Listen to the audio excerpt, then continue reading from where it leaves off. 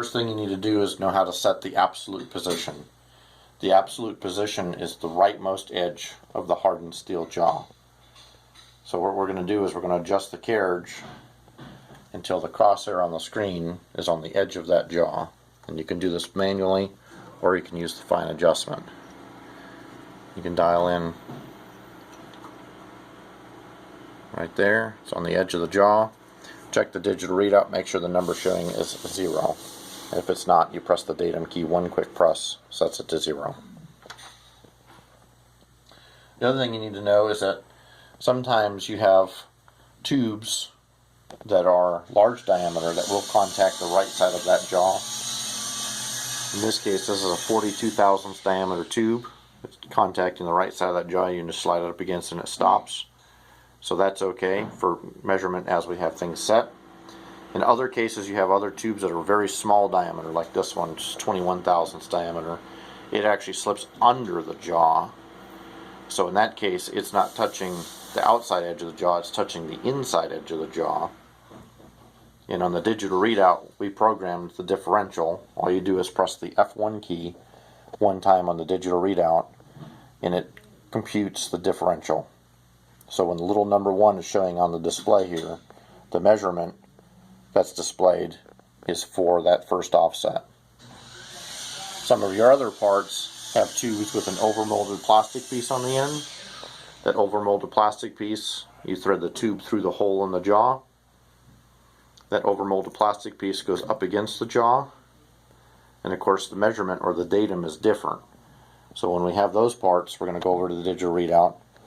We're going to press the F1 key until the little number 2 is showing on the display. And the readout automatically computes the number for you. And then you move the carriage to the right to take your measurement. In other cases, you might have a part where you don't want to use the fixed jaw at all. In those cases, you need to use incremental mode. And so I'm going to find the edge of this tube that's just lying here in the second groove.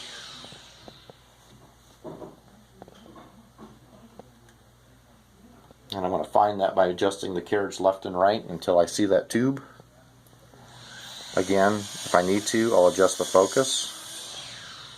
You find the left edge of that tube as precisely as possible. You can use fine adjustment for this also. And when you have the left edge found, you use incremental mode on the digital readout. So the first thing we need to do is turn off our offset. And do that by pressing the F1 key until no numbers are shown here.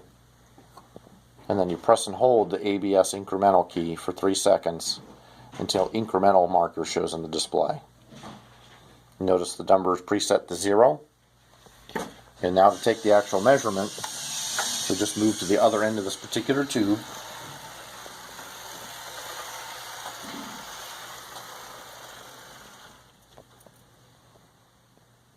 And at the very tip of the tube,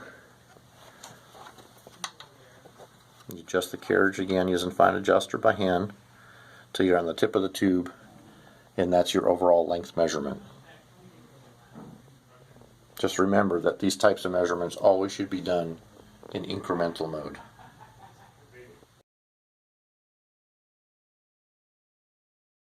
So depending on the level of detail that you want, the system has 5 different magnification levels. There's actually a knurled knob here.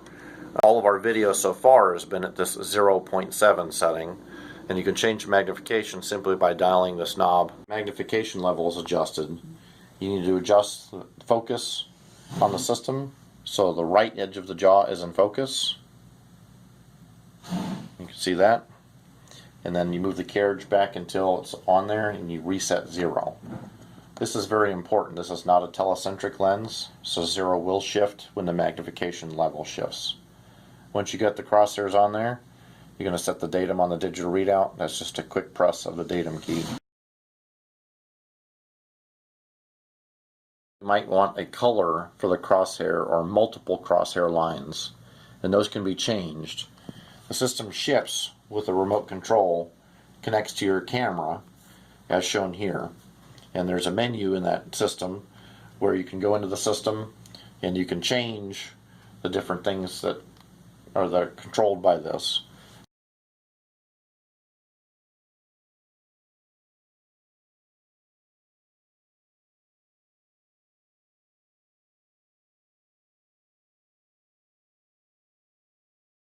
Image on the screen that you'd like to save for reference or for making a manual or anything like that.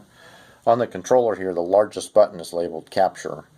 If you press the Capture button, it actually saves the current image to the SD card that's inside the camera. And when you do that, you'll see it on the screen that it's saving. In addition to that, you'll see the light on the camera flash